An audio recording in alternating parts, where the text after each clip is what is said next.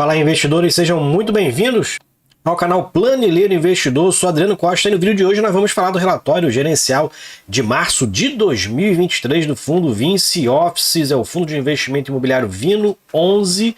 Então a gente vai ver qual foi a performance do fundo nesse mês de março. Tá? E se você gosta desse tipo de assunto, FIF Agro e FIINFRA, o principal assunto aqui no canal, se inscreva aí no canal, ative as notificações, deixa o seu like, compartilhe esse vídeo com outras pessoas, é tudo de graça, mas você ajuda muita gente a continuar nosso trabalho no YouTube, tá bom? E se inscreva também no nosso link do nosso grupo do Telegram, o link está na descrição do vídeo, tem mais de 230 ali, investidores também que compartilham seus conhecimentos ali, estratégias e tudo mais. Se inscreva lá em curta distância, tá? E também eu vou deixar esse relatório gerencial na descrição do vídeo para você baixar e fazer uma leitura mais detalhada. Vamos lá então, o relatório do Vino 11 para a gente se atualizar aqui do que a gestão está fazendo, tá? Esse é o objetivo da leitura. Tá bom? Então, fundo aí, para quem não conhece, é gerido pela Vinci Real Estate, administrado pela BRL Trust, tem desde novembro de 2019, iniciou um pouquinho antes da pandemia. Vino 11 é o código de negociação na Bolsa de Valores, é um fundo classificado em segunda Ambima de lajes corporativas para investidores em geral. O valor de mercado encerrou março a 39,12, mas atualmente aí na segunda semana, terceira semana já, né, de abril, sendo negociada em torno de R$ 42, R$ 43 reais é o valor de mercado, tá?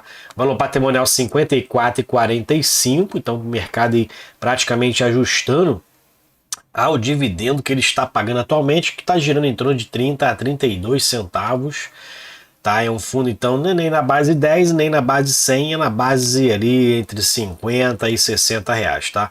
O fundo tem mais de 122.900, quase 123 mil cotistas na sua base, então se você é cotista do Vino 11, se inscreve aí que todos os meses a gente faz a leitura aqui do Vino 11, acompanhando aí o que a gestão está fazendo, tá?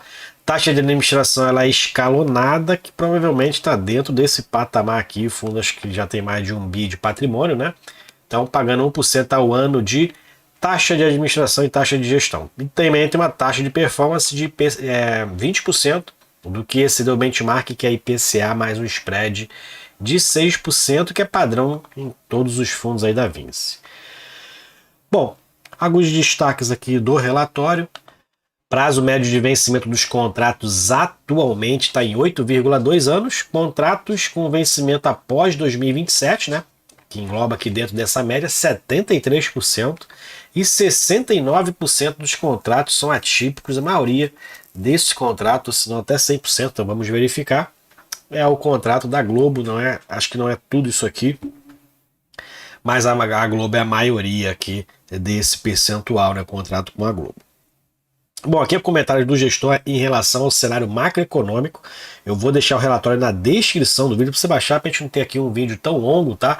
Em relação ao fundo, aqui é o cenário nacional e internacional, né? Então é importante a gente entender qual é a perspectiva do fundo em relação à economia, né? Nacional e internacional, e também procurar saber o que está sendo, o que está acontecendo aí, principalmente aqui no nosso país, tá? E no último relatório Focus, por exemplo, né, que não está aqui nessa atualização, mas a expectativa aí da Selic abaixou 0,25 pontos. Então é importante acompanhar aqui para onde o fundo está tendenciando, onde a economia está tendenciando caminhar.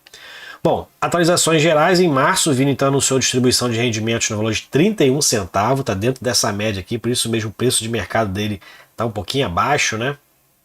Do valor patrimonial, mais de 20% inclusive, abaixo do valor patrimonial. Dividendo analisado do fundo, com base no valor de mercado, está em 9,5%. Tá? Também é um dividendo interessante. Se você está pegando a valor de mercado, está gerando de 40 e 42 reais, né? Já que esse dividendo é isento de imposto de renda, então você não paga isento. Então tem aí uma diferençazinha importante em relação às aplicações aí que você paga imposto de renda. Bom, aqui ele fala sobre o preço médio do portfólio, tá? Que aí inclui aí todos os imóveis do fundo, tem imóveis bem valorizados e outros nem tanto assim, mas todos incluem dentro do lado. O fundo segue apresentando excelentes indicadores, como ele fala aqui, taxa de ocupação, por exemplo, do fundo 97%, né? Uma das melhores taxas de ocupação dos fundos de lajes corporativas, tá? Então, é importante isso. O fundo ficou muitos anos, como ele fala aqui, muitos meses, na verdade, né? 2 anos aproximadamente, ali com 100% de adimplência, inclusive, e 100% de ocupação, né? Ficou um tempo ali com ocupação 100%, muito tempo mesmo, né? E teve aí no fim do ano passado, né, uma vacância aí que o fundo ainda está aí tentando repor esse imóvel. Tá? Aluguel médio do fundo dos contratos atípicos do portfólio apresenta um desconto de 21%, a taxa média de mercado das mesmas regiões, e isso também contribui, né, para que a ocupação do fundo fique um pouquinho superior aos seus pares de mercado, que em média está 20% de vacância, né, 80% só de ocupação é a média dos fundos de lajes corporativos. Né. E aqui ele fala sobre a questão também dos contratos atípicos, que não são comuns, né, dentro dos fundos de lajes corporativas, e a exposição máxima por contrato típico é de 6%, fatores que contribuem então para a qualidade dos recebimentos do fundo, né? Então, isso é importante, por isso que o fundo também não caiu tanto, né? Porque se fosse cair na mesma semelhança, na semelhança dos seus pares, o fundo era para estar cotado ali a 30, R$ 32 por cota, né? Então não caiu tanto por conta da qualidade também dos seus imóveis, né, e dos contratos que atualmente tem, né? Apesar de estar muito voltado aí para a Globo, né? Essa aquisição da Globo não contribuiu para o aumento de receita do fundo, na minha opinião, né? Por conta da despesa financeira que ele gera, então não contribuiu aí, só de repente pode contribuir se a taxa básica aí dos juros, né, vinha de repente a cair,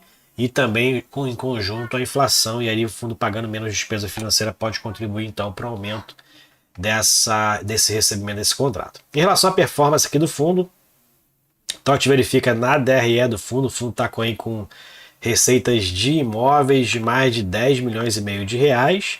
Resultado financeiro, como eu falei, o fundo tem uma despesa financeira alta por conta da alavancagem do fundo, né, aquisição de imóveis através de securitizações, inclusive, 3,2 milhões de despesa financeira, e taxa de administração, um pouco mais de meio milhão de reais, o que está aí um resultado total de mais de 6 milhões de reais. O fundo então teve um resultado até bom em março, né? 6 milhões de reais, distribuiu um pouco mais de 5 milhões e 100. Então o resultado aqui deve ter tido algum resultado excepcional, né? Inclusive nesse período aí, que ele inclusive menciona aqui em cima, né? O resultado inclui um aluguel adicional que representa 6 centavos por cota, referente ao imóvel da DOC Lobo, que teria como vencimento em fevereiro e foi postergado para o início de março por conta do feriado. Então teve esse adicional, né, de aluguel, que contribuiu então para um resultado maior aí nesse período, né? O fundo atualmente está com 25 centavos de resultado acumulado então, e para 2023 reduziu os dividendos distribuídos, né? Como a gente verifica aqui, distribuiu, está em média aí 31 centavos por cota, né? Então reduziu a expectativa de distribuição. Isso não é bom, por isso mesmo também o preço de mercado aí caiu para 2023, né? Para a faixa aí dos R$ 40 também. Estimativa de rendimento está girando entre 30 e 34 centavos, né? Então a expectativa do fundo aí nessa situação aí, por conta também da alta despesa financeira que o fundo tem, né? Acabou aumentando essa despesa financeira depois da aquisição do imóvel da Globo, porque a taxa básica de juros então aumentou.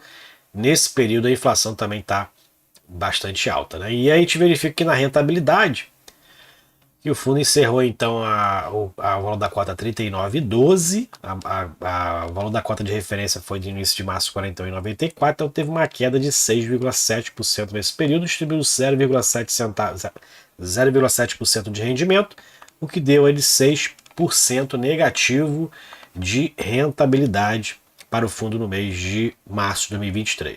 Aqui a gente verifica a negociação, o fundo não tem uma boa liquidez no mercado, que a gente verifica aqui, menos de R$ 1 milhão de média diária negociada por dia, não é tão ruim, mas também não é boa, visto o tamanho do fundo também, né? Giro de cotas ali está dentro da média, 3%, então está ali numa liquidez mediana, né? Mas reduziu muito em relação aos meses anteriores, como a gente verifica aqui. O fundo tinha uma liquidez melhor, numa média de R$ 1,5 milhão de reais, e veio reduzindo, então, provavelmente, né, quem pegou a cota ali próxima a 60, 55, que foi a época que eu era cotista, provavelmente não está se desfazendo com prejuízo, está segurando a cota ali, esperando que, né, a economia melhore e os preços de mercado subam, né? Imagino que seja isso. Bom, mais para baixo a gente verifica aqui a carteira do fundo. Então o fundo tem mais de 1,3 bi em imóveis, 28 milhões em aplicações financeiras, que é o caixa do fundo, 500 milhões de reais em obrigações de aquisições de imóveis, que é a alavancagem do fundo, o que dá um patrimônio líquido de 902 milhões de reais. Então ele não está pagando aquele 1% lá de cima, né? Está pagando ali um pouquinho mais. E aqui a gente verifica então mais para baixo a questão da alavancagem, né? O fundo aí tem alguns CRIs nas suas obrigações, né? A principal aqui é da Globo, né? 364 milhões, ele tinha uma alavancagem até baixa em relação ao seu patrimônio aqui antes dessa aquisição, e a gente verifica que tem parte aqui que é CDI, né? Na atualização, tem parte que é IPCA e tem parte que é taxa referencial, né? Então distribui até ali, distribui em relação às taxas de mercado, mas todas estão altas, e aí o que prejudica muito aí o fundo em relação às atualizações, o serviço dessas dívidas, né, que é paga mensalmente.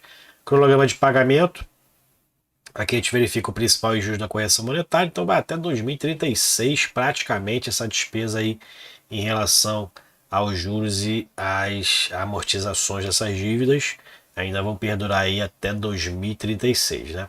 Indicadores operacionais, e aí a gente verifica que o aluguel médio dos contratos típicos, que hoje é a minoria no fundo, né? Mas aí, como no mercado de fundos de lajes corporativas, a maioria dos contratos são contratos típicos, o comparativo tem que ser com esses contratos típicos, então, que é a minoria, então de 30% só no fundo, né? Mas os contratos estão abaixo do valor de mercado. R$ 95,00 é a média do Vino e R$ 120,00 é a média dos contratos típicos por metro quadrado alugado, né? Taxa de ocupação, a gente verifica também que o fundo está com taxa de ocupação muito superior aos seus pares aí em relação aos fundos de lajes corporativas, né? Está muito superior. E mais para baixo a gente vai ver aqui a meia questão da inadimplência. O fundo não tem inadimplência, como ele falou lá, mais de 2 anos, né? Então o fundo também com bons inquilinos aí dentro do seu portfólio, né? E aqui é o portfólio, então, os contratos locatários atípicos é o que está circulado aqui em tracejado, inclusive a Vinci Partners é uma delas, né, a própria gestora. E a gente vê que aqui a Globo é o principal, né, receita fundo, né, 37% é o contrato da Globo, e a tipicidade dos contratos 69%, principal que segmenta comunicação e mídia, cidade 70% está em São Paulo e 30% está no Rio de Janeiro, das suas receitas, né? Vem desses estados. 8,2 anos é o prazo médio de vencimento dos contratos, sendo que 73% vence a partir de 2027. E o índice, os reajustes dos contratos, né, agora só acontece agora no meio do ano, em junho e julho, tem aí em torno de 13% dos contratos, das receitas contratuais, serão reajustadas pelo IPCA, que é a maioria, né? IPCA 87%, índice de atualização. E mais para baixo aqui a gente vai verificar as regiões onde estão localizados os imóveis, né? Então, no Rio de Janeiro, os dois são na Zona Sul, área muito cara aqui do Rio, né? Leblon, maior IPTU do Rio de Janeiro, tá aqui o fundo tem um imóvel lá no Leblon e também lá em São Paulo, né? A gente verifica as regiões que o fundo então também tem lá os seus imóveis, Oscar Freire, né? Então são imóveis bem localizados lá, também em São Paulo. O fundo realmente tem uma qualidade boa dos imóveis. Esse foi o último adquirido imóvel da Globo, feito aí um contrato sale leaseback, né, se não me engano, foi o contrato feito. A Globo vendeu o imóvel e se tornou inquilino do fundo, né? Por enquanto, o fundo não tendo retorno dentro desse imóvel, na minha opinião, porque também né, acabou que a inflação ficou alta, o fundo paga uma despesa financeira muito alta, mas não contribuiu realmente para a receita e o aumento de resultados do fundo. Ok? Então é isso aí. Relatório gerencial do Vino 11, fundo de lajes corporativas, está barato no mercado, mais de 20% descontado. Pode ser uma oportunidade para quem quer colocar um fundo de lajes corporativas na sua carteira, mas fique ligado, porque o fundo tem uma alavancagem bem alta e concentrada nesse imóvel da Globo. É o risco do fundo.